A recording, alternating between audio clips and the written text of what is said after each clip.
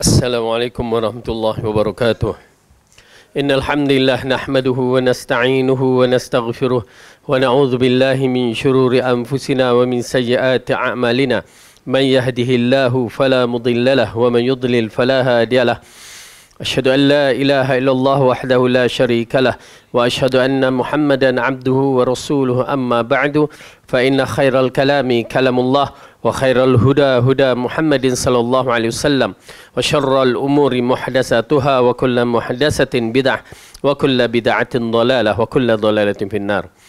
Alhamdulillah, pertama kita rafa'kan syukur kita kepada Allah Subhanahu Wa Taala yang telah mengumpulkan kita dalam majlis ilmu, yang telah memberikan kita kekuatan dan kesihatan untuk terus menuntut ilmu, mencari kebenaran, mencari keredaan Allah supaya kita berada di atas manhaj yang betul, apatah lagi di hari-hari yang penuh dengan fitnah dan penuh dengan kejahilan yang begitu banyak dan kematian para ulama ar-rasikhuna fil ilm, dan kita mengharapkan agar Allah memberikan kita petunjuk dan hidayah supaya kita beristiqamah di atas jalan Quran dan Sunnah mengikut fahaman tiga generasi yang terbaik. Mudah-mudahan Allah berikan kita kebaikan tersebut. Amin ya rabbal alamin. Kita masih lagi membicarakan surah Abasa, surah yang mana ianya merupakan salah satu surah yang menggambarkan bahawa Rasulullah SAW merupakan seorang Rasul dan seorang manusia yang mana akan berlaku beberapa perkara yang ataupun akan berlaku kesilapan sebagai seorang manusia. Namun dengan sifatnya sebagai seorang Rasul, dia maksum daripada dosa. Kesilapan para Nabi tidak dinafikan dan ada hikmah yang terkandung. Ya, seperti mana yang berlaku ke atas Nabi Allah Adam alaihissalam, kesilapan dia memakan buah yang dikatakan buah khuldi, dan Hawa itu ya adalah satu kesilapan. Namun ia telah bertaubat kepada Allah dan Allah terima taubatnya. Tetapi hikmahnya, disebabkan dia memakankan buah tersebut, maka dia turun ke bumi dan melahirkan zuriat, dan kita termasuk zuriat yang dilahirkannya. Okay. Dan begitu juga yang kita saksikan di dalam hadis-hadis ataupun ayat Al-Quran menceritakan beberapa kesilapan-kesilapan para Nabi yang tidak menyampaikan mereka itu berdosa. Ya, itu yang kita katakan kesilapan-kesilapan begitu bersifat maksum. Para Nabi, kesilapan mereka itu bersifat maksum, yakni silap tapi tidak berdosa. Kerana mereka cepat rujuk kepada Allah. Bila tersilap, Allah tegur, mereka rujuk. Kita kalau silap, ada orang nak tegur, tak berani. Pasal apa? Kita mulut laser. Ya, bila ditegur, kita pula menjawab, macamlah kamu tu ustaz, macamlah kamu tu maulana, ya, macamlah kamu tu ustazah nak tegur aku. Kamu pun tunggal langgang. Sudah. Langsung kita pun tak berani nak tegur. Akhirnya nafsi, padalah kamu, aku. Okey. Jadi oleh kerana itu kita tidak bersifat maksum. Ya, kita bersifat adalah manusia yang kadang-kadang alhamdulillah baik, tapi kadang-kadang kita ego diri kita yang menyebabkan kita akan dijunamkan dalam neraka. Okey, baik. Jadi bila kita menyaksikan beberapa ayat yang telah kita terangkan dalam pelajaran yang lepas, maka kita akan mengupaskan beberapa ayat yang begitu menarik untuk diperhatikan. Setelah kita membaca ayat daripada ayat 17, kita baca sedikit sampai ayat ke-32. A'udzu billahi minasyaitonir rajim. Qutilal insanu ma akfarah min ayyi syai'in khalaqah min nutfatin khalaqahu faqaddarah thumma as-sabila yassarah ثم أماته فأقبره ثم إذا شاء أنشره كلا لما يقض ما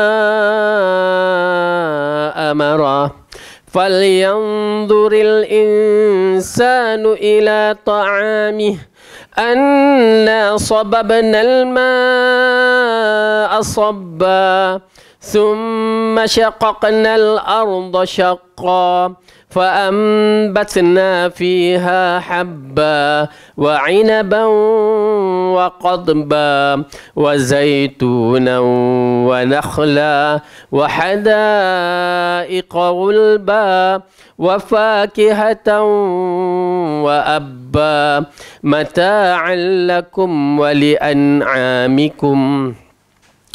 Binasalah manusia, alangkah amat sangat kekafirannya. Dari apakah Allah menciptakannya? Dari setitis mani Allah menciptakannya, lalu menentukannya. Kemudian dia memudahkan jalannya. Kemudian dia mematikannya dan memasukkannya ke dalam kubur. Kemudian bila dia menghendaki, dia membangkitkannya kembali. Sekali-kali tidak. Manusia itu belum melaksanakan apa yang diperintahkan Allah kepadanya. Maka hendaklah manusia itu memperhatikan makanannya. Sesungguhnya kami benar-benar telah mencurahkan air dari langit.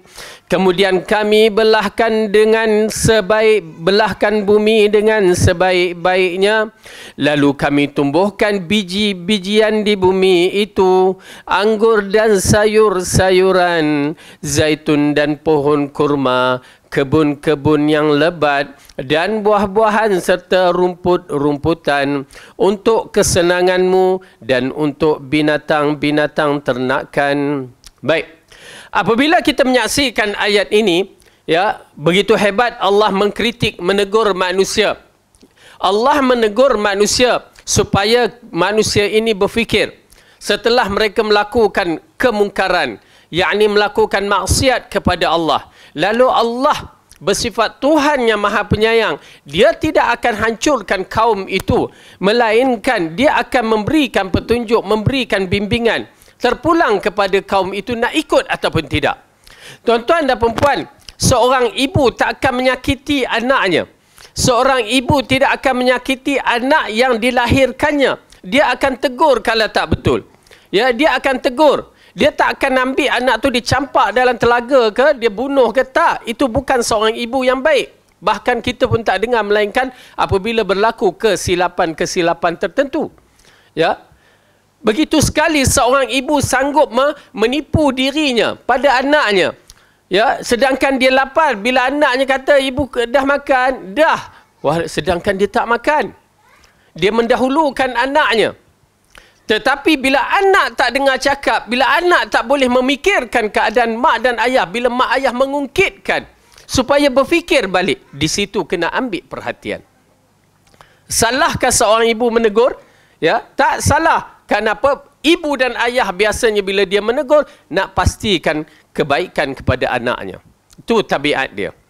Dan ini Allah menegur kepada orang-orang yang berdosa, orang-orang yang telah melakukan maksiat, orang yang ingkar kepada Allah. Kemuncak keingkaran mereka ialah kafir kepada Allah, syirik kepada Allah.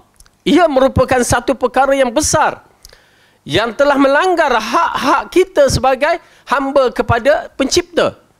Oleh kerana itu Allah minta kamu berfikir. Ya, tuan-tuan dan perempuan, Allah membukakan satu perkara yang berkaitan dengan kerububiahannya. Apa dia? Sifat ketuhanan, sifat yang hanya dimiliki oleh Allah semata-mata, ataupun sifat yang dimiliki oleh satu yang digelarkan sebagai Tuhan semata-mata. Maka di sini kita lihat, qutilal insanu ma akfarah. Kita telah bahaskan, Allah berfirman mencela orang yang mengingkari hari kebangkitan, binasalah manusia, alangkah amat sangat kekafirannya. Jadi, teguran Allah yang pertama kepada manusia ini, kenapa Allah telah mengisyaratkan kepada kita, bahkan ianya merupakan rukun iman kepada kita, berkaitan dengan beriman hari akhirat. Tuan-tuan dan perempuan, bila kita membicarakan beriman, dia bukan satu perkara lafaz mulut sahaja. Bila kita membicarakan beriman kepada Allah, beriman kepada Rasul, beriman kepada malaikat, ia adalah bicara hati, keyakinan kita kepada Allah ataupun tidak. Ianya memainkan peranan kepada kita untuk kita menjazamkan, menegaskan diri kita supaya beriman kepada Allah tanpa banyak bicara. Itu dia kaedah dia. Kerana kita hamba. Tetapi bila kita tak mau beriman secara betul yang diajarkan oleh Rasulullah, maka akan berlaku penyelewengan. Oleh kerana itu apabila Allah menegur manusia yang ingkar, binasalah manusia alangkah amat sangat kekafirannya. Yakni mereka tak nak beriman kewujudan hari akhirat. Tuan-tuan dan puan-puan, bermula daripada beriman kepada Allah itu, dia akan datang segala-galanya. Betul beriman kepada Allah, cara yang Rasulullah ajar itu, dia akan datang segala-galanya.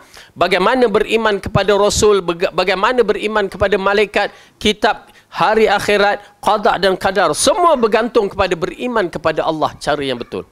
Kalau beriman kepada Allah dengan cara yang tak betul, dia tidak akan bermanfaat yang lain-lainnya. Kerana itu usul. Kalau kita beriman kepada Allah cara tak betul, maka segala-galanya akan berlaku tak betul. Kalau dengan mak kita boleh biadab, dengan orang lain tak ada apa-apa. Itu minda kita kena faham elok. Kalau dengan mak kita boleh kurang ajar, dengan orang lain pun kita boleh kurang ajar. Ya? Jangan kita tengok, oh dengan mak tu, ya, tak ada apa-apa. Jangan. Kerana kedudukan dia tu. Oleh kerana tu, ya, apabila seorang manusia tidak menghargai seorang raja misalan, berarti dia tak akan menghargai orang yang lain. Kalau Bani Israel, para nabi boleh dibunuh, orang awam, orang biasa ni, tak jadi masalah. Itu pasal kaedah-kaedah yang begini kita kena faham elok-elok. Jadi, dalam bab ini bila kita menyaksikan Allah menegur, ya, qutilal insanu ma akfarah. Kenapa manusia ni mengingkari atau menafikan apa yang telah diterangkan kepadanya? Sedangkan bukti-buktinya maka dibukakan di sini. Min ayyi syai'in khalaqah, dari apakah mereka itu dijadikan?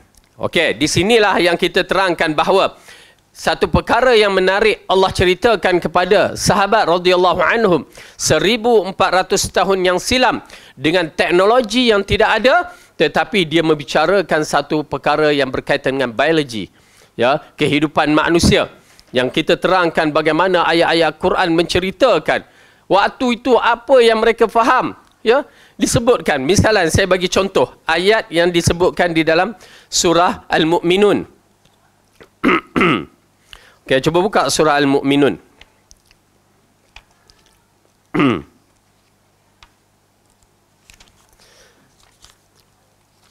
Surah Al-Mu'minun, surah yang ke-23. Allah menceritakan ayat yang ke-14. Bismillah.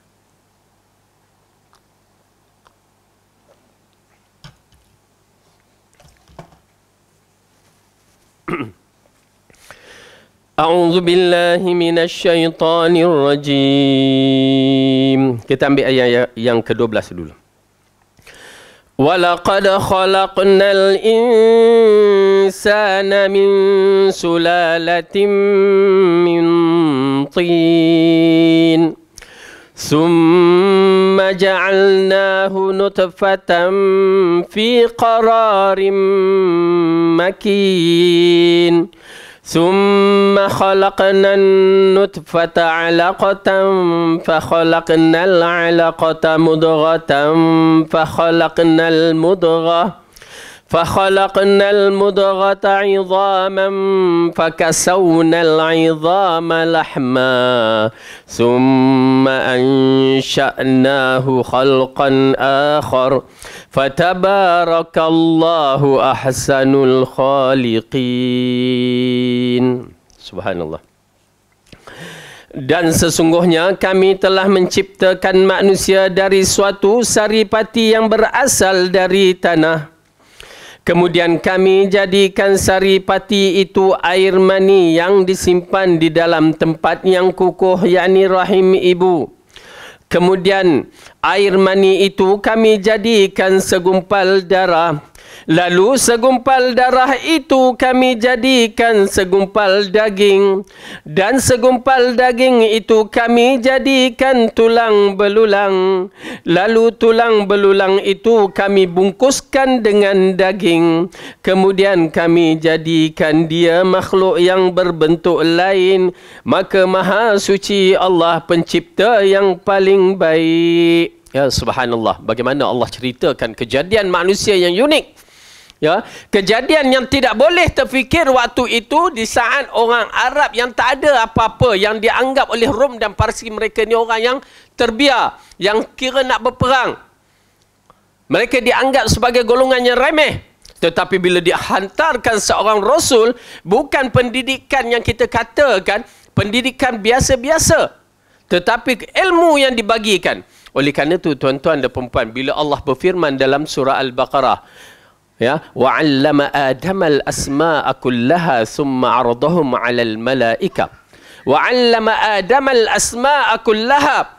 Lalu diajarkan kepada Adam asma, nama-nama semua sekali. Siapa yang ajar? Allah. Bila Allah yang mengajar, dia bukan sebarangan. Kerana dia adalah Tuhan yang maha alim, maha mengetahui, dan segala kehebatan adalah pada miliknya. Maka dia ajar Adam, seorang manusia yang Allah berikan kelebihannya yang tersendiri, dan mengambil maklumat dari Allah. Bayangkan Allah yang mengajar, terus Adam menjadi orang yang dahsyat. Sehingga bila bertemu dengan malaikat, malaikat tidak mampu untuk menjawab, tetapi Adam boleh menjawab. Hebat? Okey, di situ datang perkara yang perlu kita tahu. Bila kita tengok macam orang mengatakan zaman gangsa, zaman golongan orang-orang batu, lalu dikatakan orang-orang ni macam jahil, ya, bengap. Salah tu. Apabila Adam turun ke bumi, maklumat semua dalam mindanya. Cuma dia nak mempraktikalkan atau melakukannya, tak ada teknologi tu je. Tetapi Adam bukan sebarang manusia. Okay? Kalau nak dikaitkan dengan Adam alaihissalam. Okay? Dan begitu juga bila kita menyaksikan Rasulullah SAW, seorang yang dikatakan ummi, yakni jahil dari sudut penulisan, dia tidak mampu menulis. Lalu dia berikan ayat yang pertama, Iqra bismi rabbikal ladzi khalaq. Ya, kalimah yang bagi saya cukup agung. Apabila dibukakan, ya, Iqra bismi rabbik, supaya kita berfikir itu Tuhan kita. Dan dia mengajar Nabi Muhammad SAW dengan ilmu. Tengok apa yang diajarkan. Boleh kita fikir benda ni. Bagi saya subhanallah, bila kita fikir zaman sekarang ni pun, kalau nak masuk memahami ini, kena masuk kuliah biologi, bahagian kaji hayat ini. Hal-hal, ya, kalau nak jadi doktor, ini kena kaji. Tetapi kedahsyatan Allah bagikan kepada Rasulullah. Kita tengok apa ayat tu. Menarik, ya. Disusun satu. Dan betul saintis mengakui, begitulah susunan dia. Ya, apa dia? Allah katakan, kemudian air mani itu, ya, selepas air mani bapa, sperm bertemu dengan ovum, maka terjadilah satu bentuk yang dikatakan, kemudian air mani itu kami jadikan segumpal darah. Peringkat yang pertama, ya, setelah berlaku belahan-belahan yang dibuat, ya, Allah jadikan dia berbentuk darah yang disebutkan 40 hari. Kemudian lalu dari segumpal darah itu kami jadikan segumpal daging. Ya, memang kita tak mampu untuk berfikir kerana bukan bidang kita. Tetapi itu dia susunan yang Allah cerita pada Rasulullah. Dan segumpal daging itu kami jadikan tulang belulang. Menarik. Daging yang terbentuk itu dijadikan sebagai satu tulang belulang, sebagai rangka untuk dijadikan sebagai satu makhluk yang bernama manusia.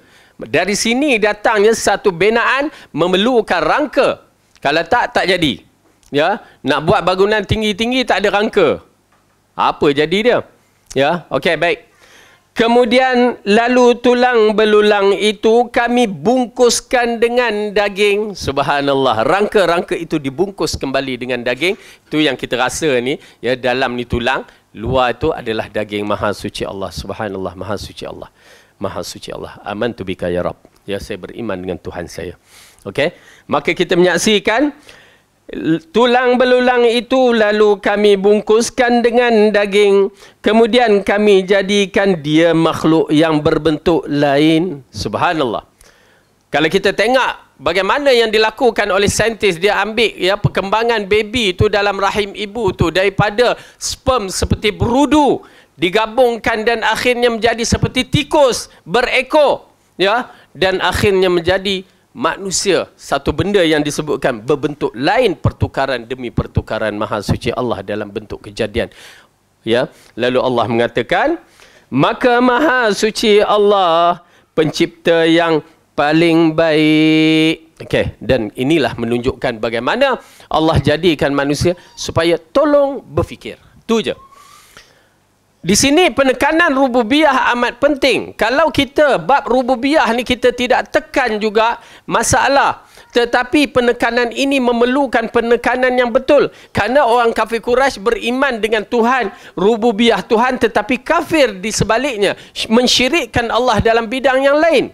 Berarti mereka tidak meletakkan rububiyah ketuhanan itu dengan cara yang betul.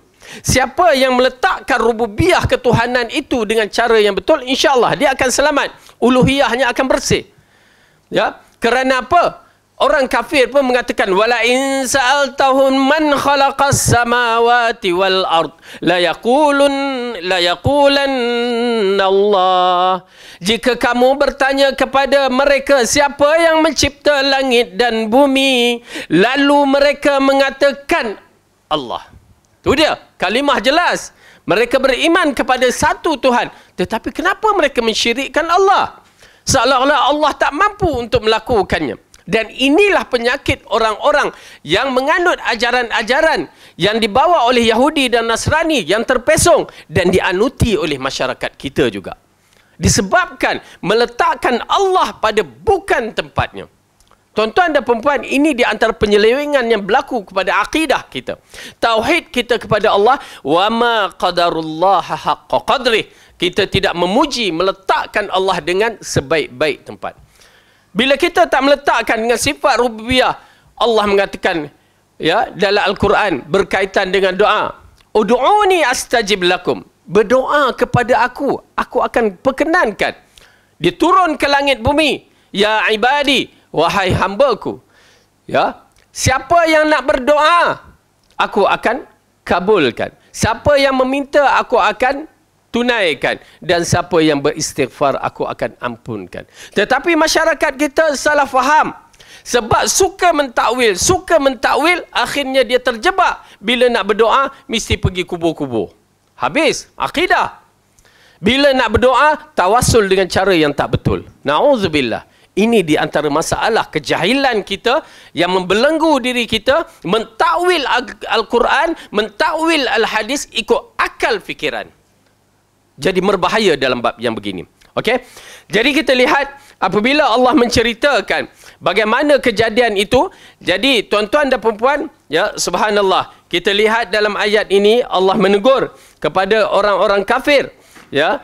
Bagaimana diceritakan min ayyi syai'in khalaqah min nutfatin khalaqahu faqaddarah. Dari apakah Allah menciptakannya? Dari setitis mani Allah menciptakannya lalu menentukannya.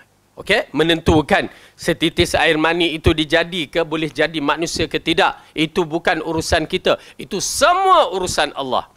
Oleh kerana tu, dapat anak lelaki ke, dapat anak perempuan tu, itu semua urusan Allah. Jangan katalah aku buat begini, buat. Tak adanya.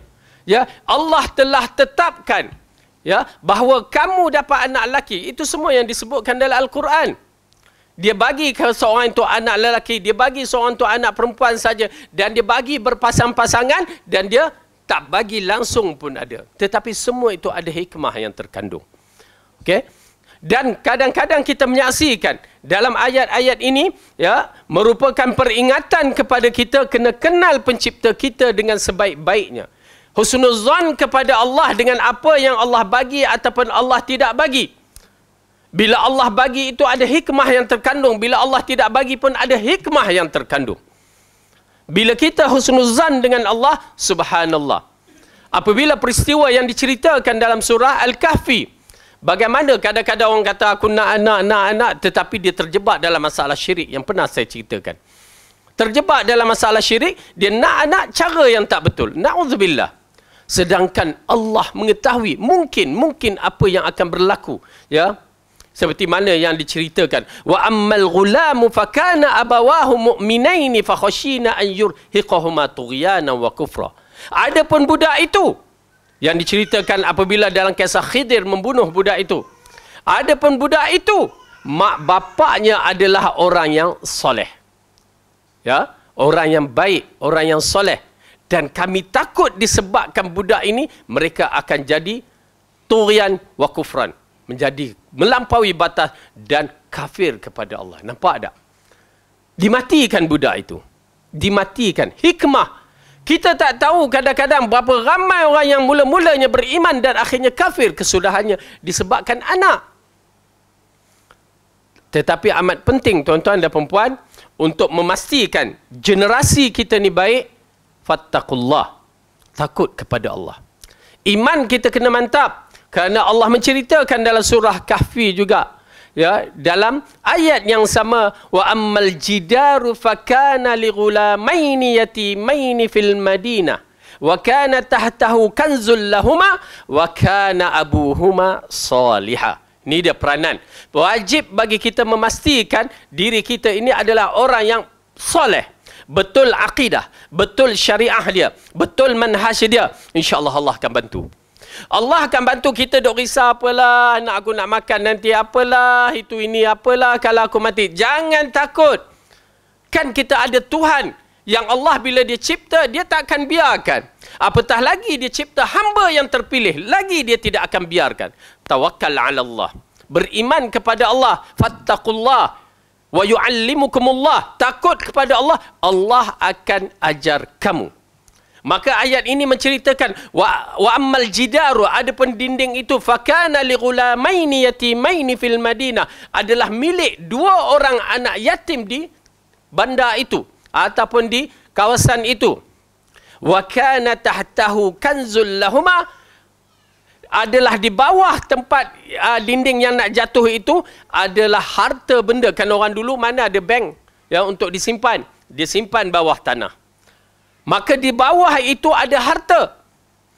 Wa kana abuhuma salihah.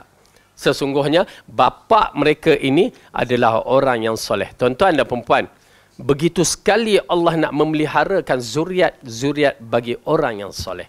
Tapi kita mempertikaikan, kita tak yakin dengan apa yang Allah bagi. Itulah puncanya. Keimanan kita kurang, tak yakin betul-betul terhadap Allah. Bila disebutkan Allah, tak ada gementar jiwa kita. Bahkan kita teruskan dengan buat maksiat, buat benda-benda yang na'udzubillah min zalik. Ya, tak habis lagi dengan kehidupan kita TikTok dalam benda-benda maksiat. Tak habis lagi dengan perbuatan kita mengumpat, mencela, ya, pada orang-orang yang tak seharusnya diumpat dan dicela. Menghabiskan pahala-pahala kita dengan maksiat. Sedangkan bila-bila masa saja kita akan dipanggil oleh Allah Subhanahu Wa Taala. Baik. Jadi bila kita menyaksikan ayat yang begini, Allah menceritakan, kita kembali kepada surah ini, ya, min ayyi syai'in khalaqah min nutfatin khalaqahu faqaddarah summa sabila yassarah. Kemudian dia memudahkan jalan. Beberapa pandangan ulama dalam ayat ini, ya, apakah yang dimaksudkan mudah perjalanan itu, ya, memudahkan di antaranya Ibnu Abbas mengatakan memudahnya keluar dari rahim ibunya. Ya, dimudahkan anak-anak itu dikeluarkan dari rahim ibunya. Ini di antara satu perkara yang agak wallahu alam kehebatan yang Allah bagi. Ya, pada zaman-zaman dahulu kita tak pernah dengar pula ada operation, ya. Baby nak beranak tu kena operate. Tapi zaman sekarang banyak pula lah operate-nya. Kita pun tak tahu itu kaedah-kaedah dia lah. Ala kulli hal. Tetapi sebenarnya Allah dah permudahkan.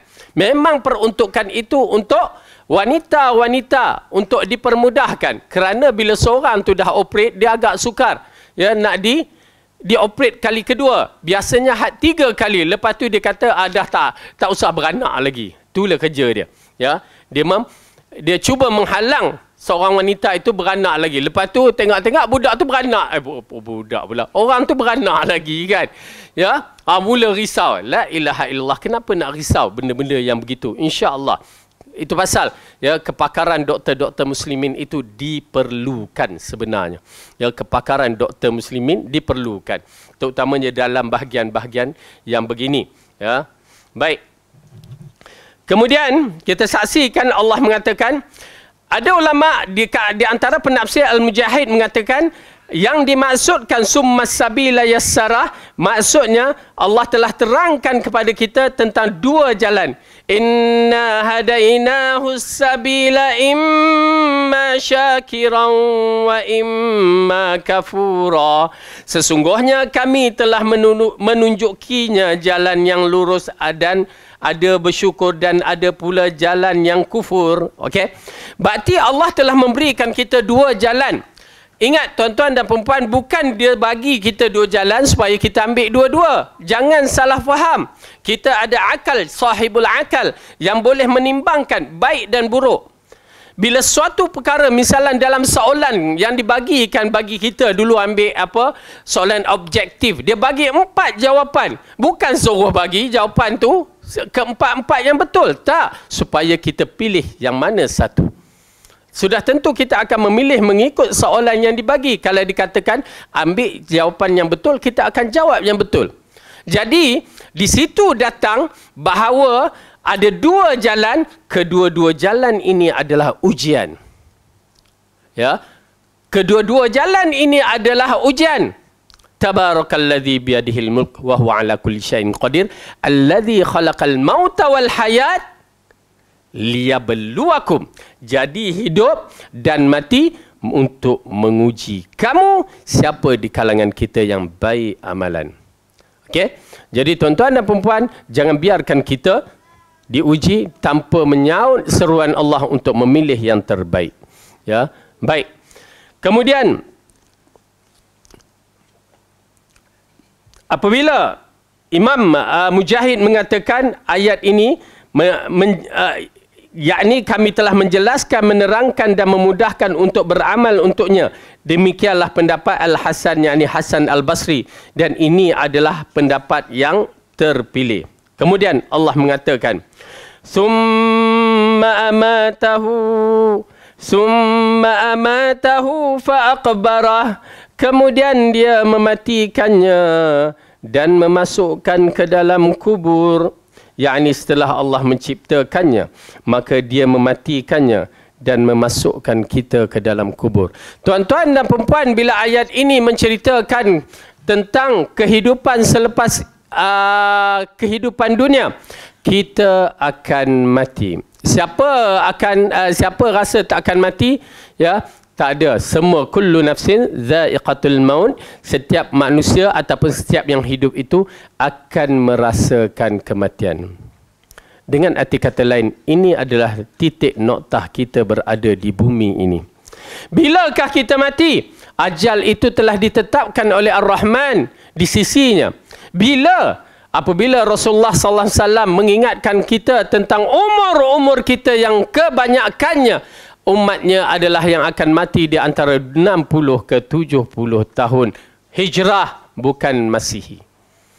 Dengan arti kata lain, bagi umur yang dah sampai 60 tahun itu, ya, dalam tahun Masihi, dia telah menyampaikan umurnya 63 tahun hijrah. Maksudnya Rasulullah wafat umurnya 63 tahun. Ada pilihan? Tak ada pilihan. Imam Syafi'i wafat, mati pada usianya 54 tahun hijrah. Muda. Maka ianya merupakan peringatan demi peringatan. Jangan nak lari. Kenapa kita tak boleh lari ketetapan Ar-Rahman bahawa kita akan mati? Muda macam mana pun mati, tua macam mana pun mati, kaya mati, miskin mati, kuat mati, dhaif pun mati. Semuanya akan mati dan sampai hari kiamat tak ada siapa yang kekal lagi di muka bumi. Tetapi yang menjadi masalah, apakah persiapan kita? Persiapan yang paling diutamakan kita tekankan masalah ini, akidah. Tauhid mesti bersih. Tauhid mesti beriman dengan cara yang dibawakan oleh Rasulullah dan para sahabat. Tidak ada pilihan yang lain.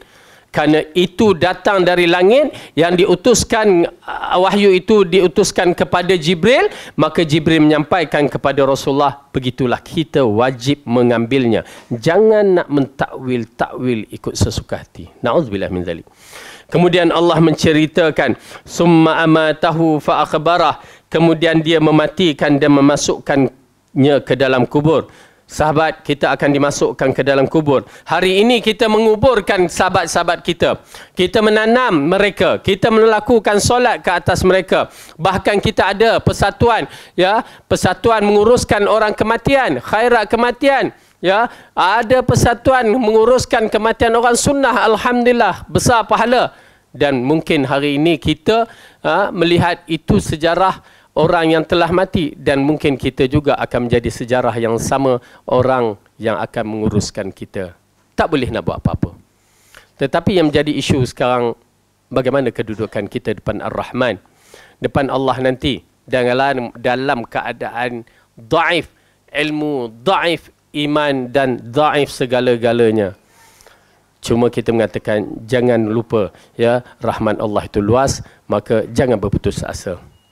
Subhanallah. Kemudian Allah mengatakan, ya, summa amatahu fa aqbarah summa idza syaa'a ansyarah. Kemudian bila dia menghendaki, dia akan membangkitkannya kembali. Saya beriman dengan apa yang dijanjikan oleh Allah.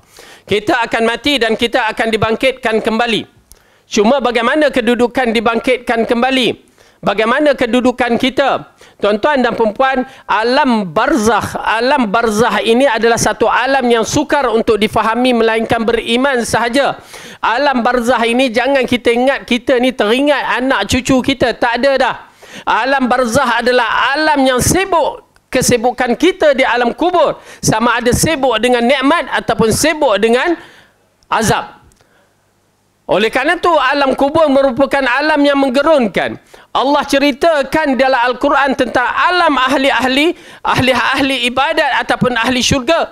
Di antara yang disebutkan minal nabiyyin wa siddiqin wa syuhada'i wa salihin. Minal nabiyyin, kita menyaksikan dalam hadis berkaitan dengan Isra' Mi'raj. Ya, bagaimana Rasulullah bertemu dengan roh para nabi. Kita berdiri bersama dalil. Kemudian dikaitkan dengan para syuhada yang disebutkan dalam surah Ali Imran, bagaimana kedudukan mereka. Disebutkan dalam surah Yasin, bagaimana kedudukan mereka yang mati syahid. Begitu nikmat yang Allah sediakan, sementara nak menuju ke alam akhirat sana. Itu dia alam barzakh. Dan kita menyaksikan Allah ceritakan keadaan Fir'aun dalam surah Ghafir, bagaimana keadaan mereka diazab sehingga hari kiamat. Oleh kerana itu, alam akhirat, alam barzakh ini jangan difikirkan bagaimana difikirkan kehidupan dia seperti kehidupan kita. Yang kita datang membawa idea-idea, dia datang, roh datang nak tengok anak cucu, roh datang pada musim raya nak datang nak tengok anak cucu, nak makan lemang ke apa ke. Itu semua mengarut punya. Kembali kepada dalil. Alam-alam yang begini jangan masuk campur melainkan dengan dalil sahaja. Karena Allah telah mengatakan, ya,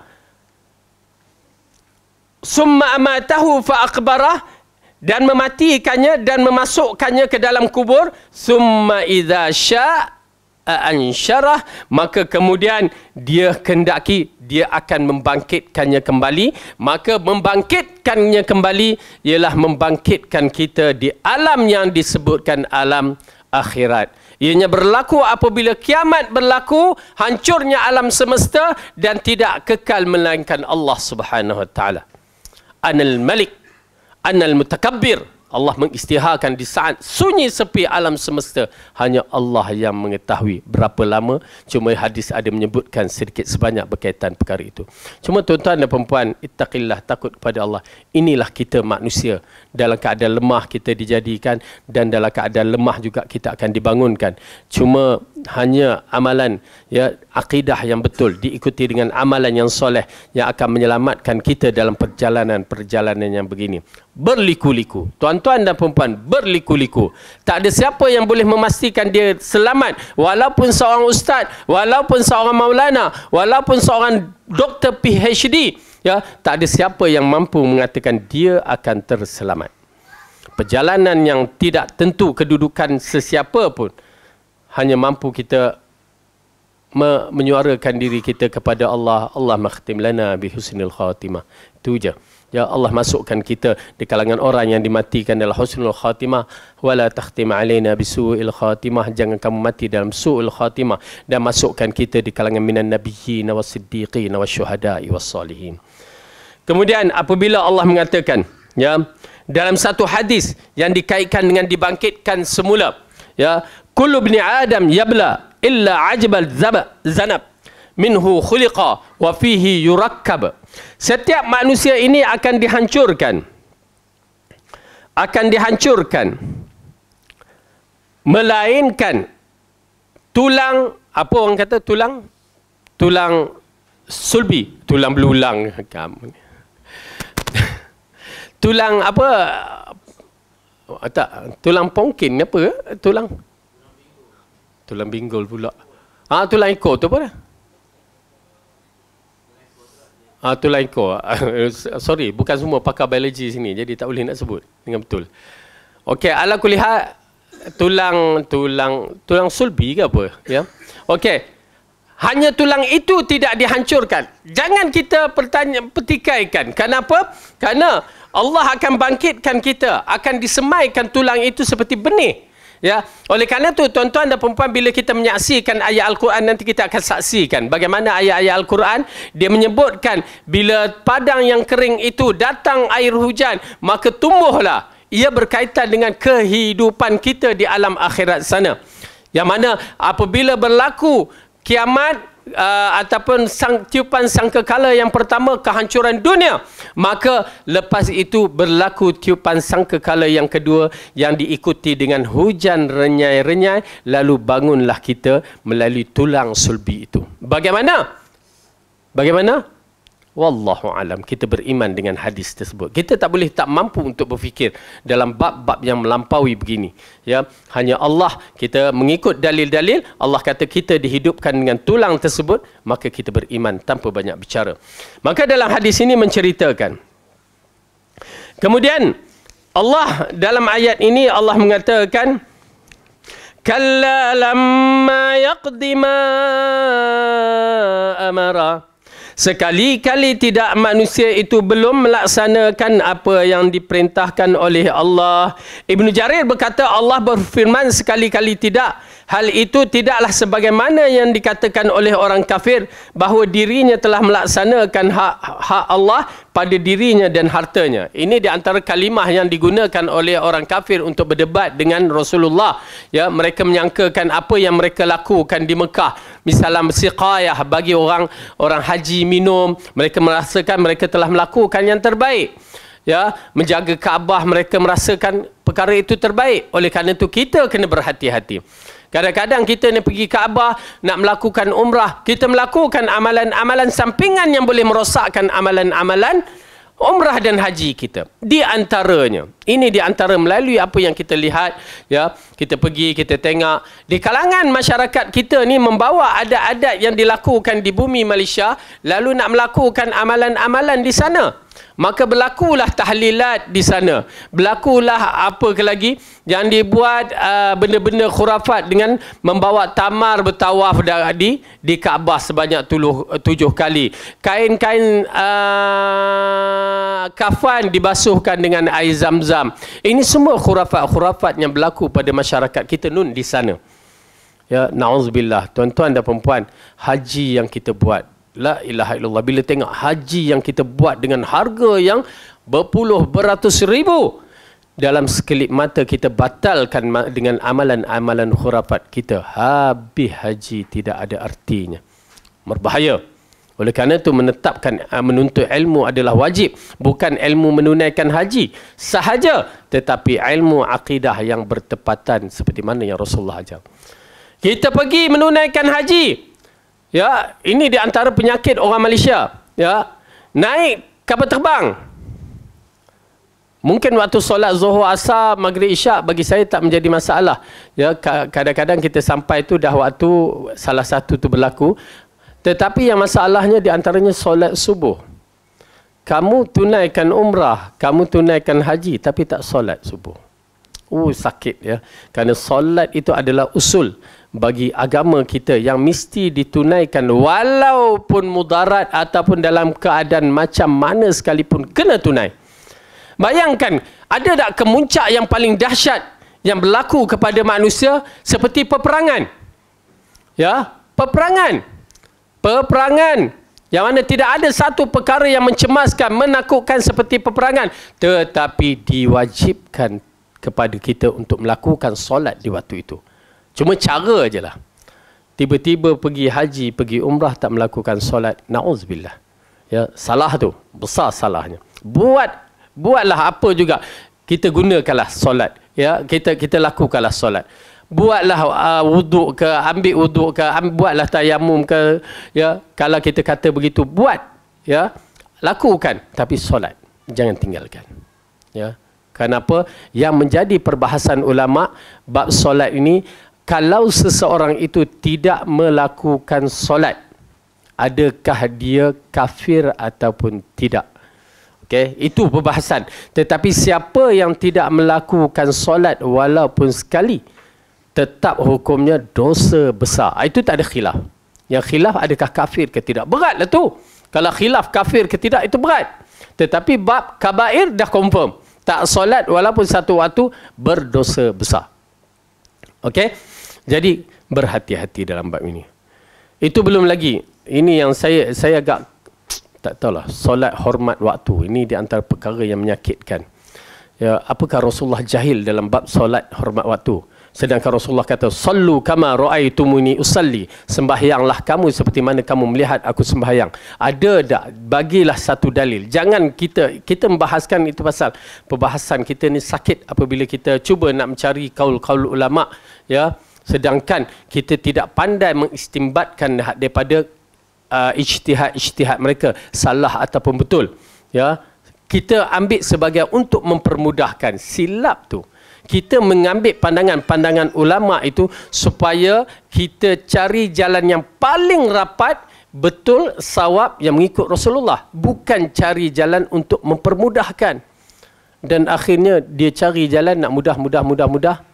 Kesudahannya amalan dia bermasalah sebenarnya. Wallahu a'lam bissawab. Hanya Allah lah tempat kita mengadu. Okey, kita lihat ayat yang seterusnya. Allah mengatakan, kalla lamma yaqdi ma amara, sekali-kali tidak manusia itu belum melaksanakan apa yang diperintahkan Allah kepadanya. Falyanzuril insanu ila ta'amih, maka hendaklah manusia itu memperhatikan makanannya. Okey, memperhatikan di sini. Tuan-tuan dan puan-puan, maksud memperhatikan di sini, bagaimana makanan-makanan itu ada kepada kita, di antaranya bagaimana dia dikeluarkan oleh Allah sehingga kita boleh makan, haiwan boleh makan. Ini di antara satu benda yang agak menarik sekali nak menceritakan rahmat Allah itu begitu luas. Bukan suruh tengok, wah hari ni aku makan burger, esok makan pizza, esok ayam golek. Tak, bukan tu. Tetapi bagaimana benda-benda ataupun makanan-makanan ini boleh dihasilkan, semuanya datang dari bumi Allah ini.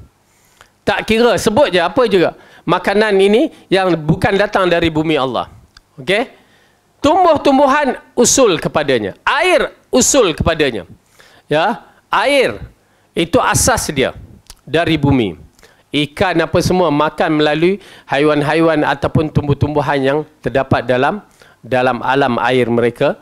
Dan kita menyaksikan yang di atas darat pun begitu, makan daripada tumbuh-tumbuhan. Semuanya adalah satu nikmat yang Allah bagi kepada kita. Kerana di akhir ayat tu kita akan lihat apa yang Allah kata, ini kan nikmat yang dibagi kepada kamu dan binatang ternakan kamu.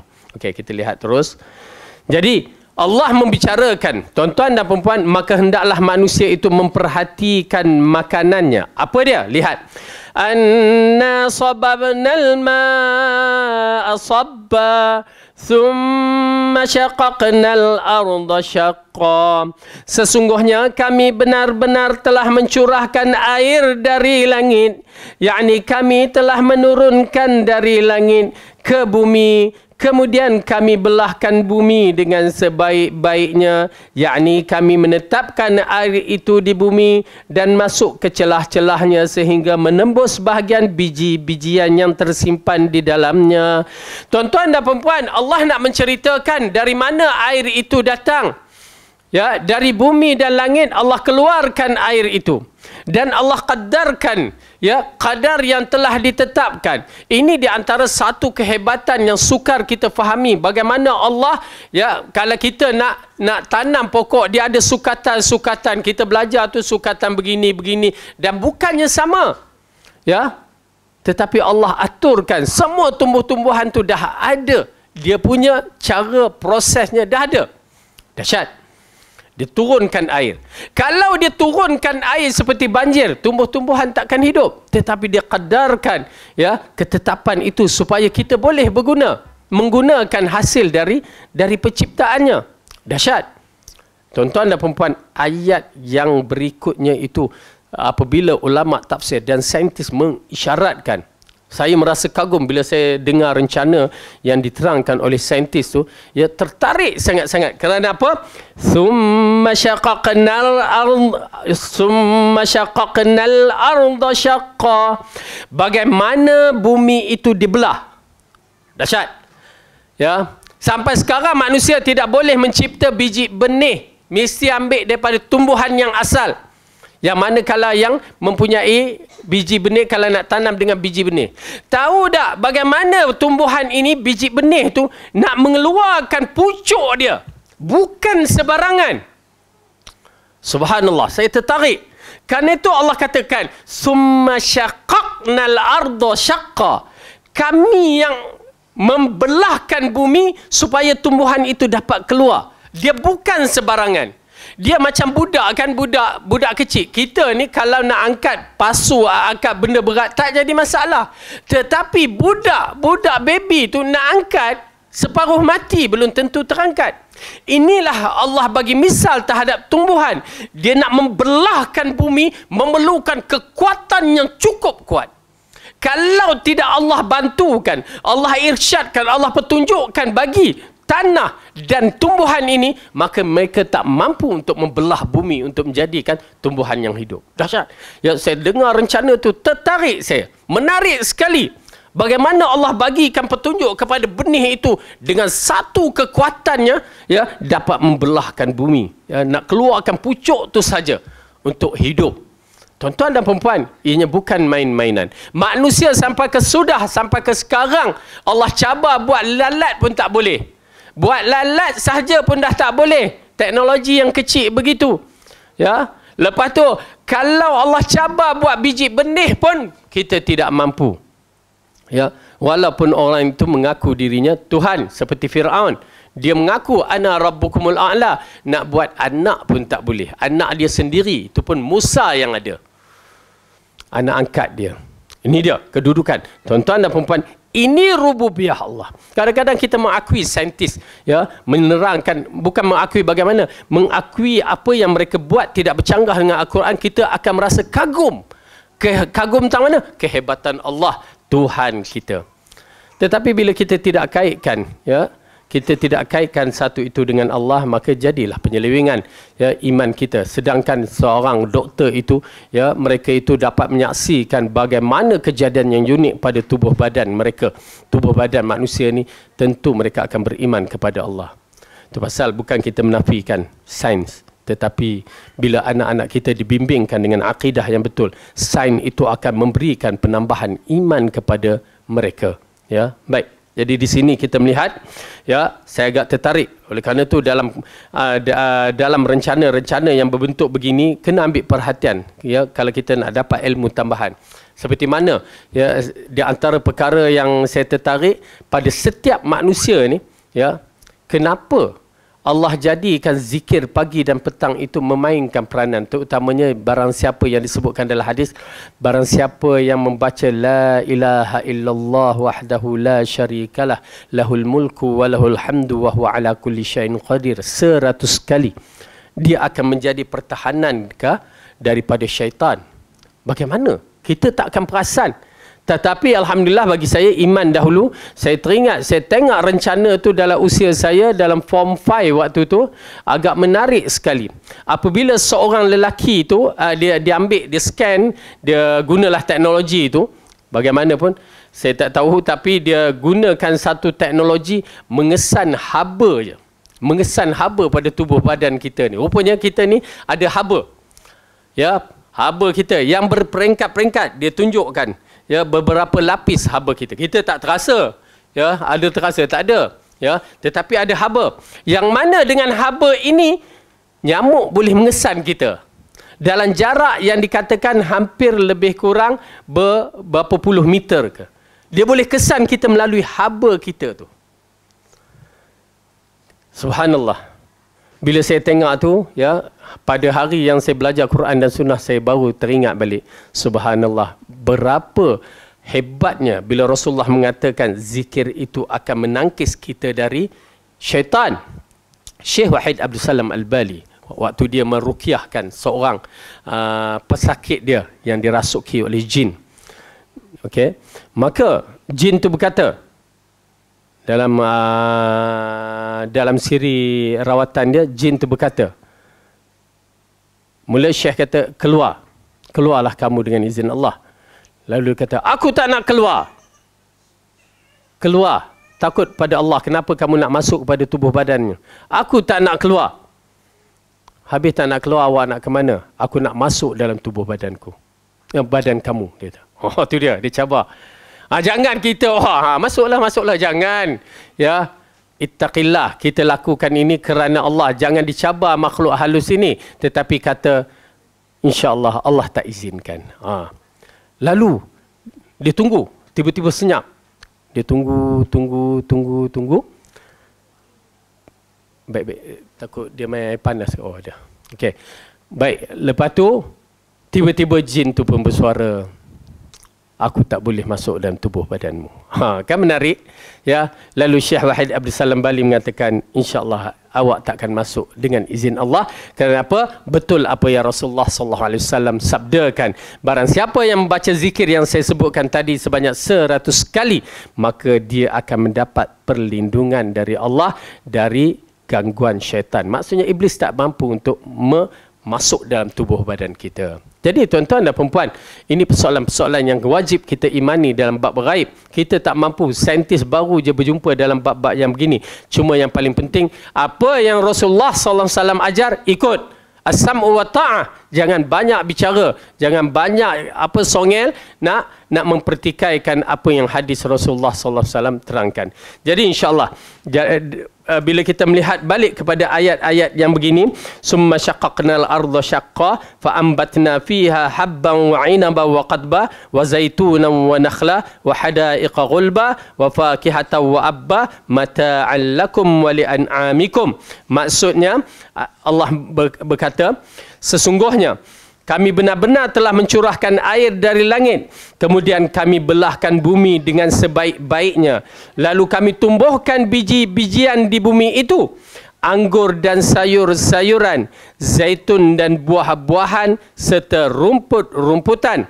Untuk kesenanganmu dan untuk binatang ternakanmu. Ya, jadi dengan arti kata lain, apa yang Allah sediakan adalah untuk kita sebagai khalifah di muka bumi dan binatang-binatang yang mana ianya juga untuk kita. Dan mudah-mudahan dengan nikmat yang Allah bagi ini, kita beriman dan kita merujuk diri kita kembali kepada Allah. Adakah kita bersyukur ataupun tidak? Adakah kita mengakui Allah itu sebagai Rabb, Tuhan kita ataupun tidak? Ataupun kita berlengah-lengah dalam siri untuk beramal soleh, maka kita takut kita tidak dan atau tak sempat untuk beramal, lalu Allah jemput kita bertemu dengannya dalam keadaan kita tidak mensyukuri nikmat Allah dengan sebaik-baiknya. Jadi na'udzubillah min zalik. Dan insya-Allah kita akan sambung ayat yang berikutnya nanti bagaimana kedudukan kita di akhirat, adakah kita boleh selamat ataupun tidak, anak bini kita selamat ke tidak, hanya Allah yang mengetahui. Tetapi Allah dah mula menceritakan dalam surah ini bagaimana kedudukan kita di hari akhirat yang menggerunkan. Jadi cukup sampai di sini. Wallahu a'lam bisawab. Yang baik itu datang daripada Allah, salah dan silap daripada saya sendiri. Aqulu qawli hadza wa astaghfirullahu li wa lakum. Wassalamualaikum warahmatullahi wabarakatuh. Subhanakallahumma bihamdika asyhadu an la ilaha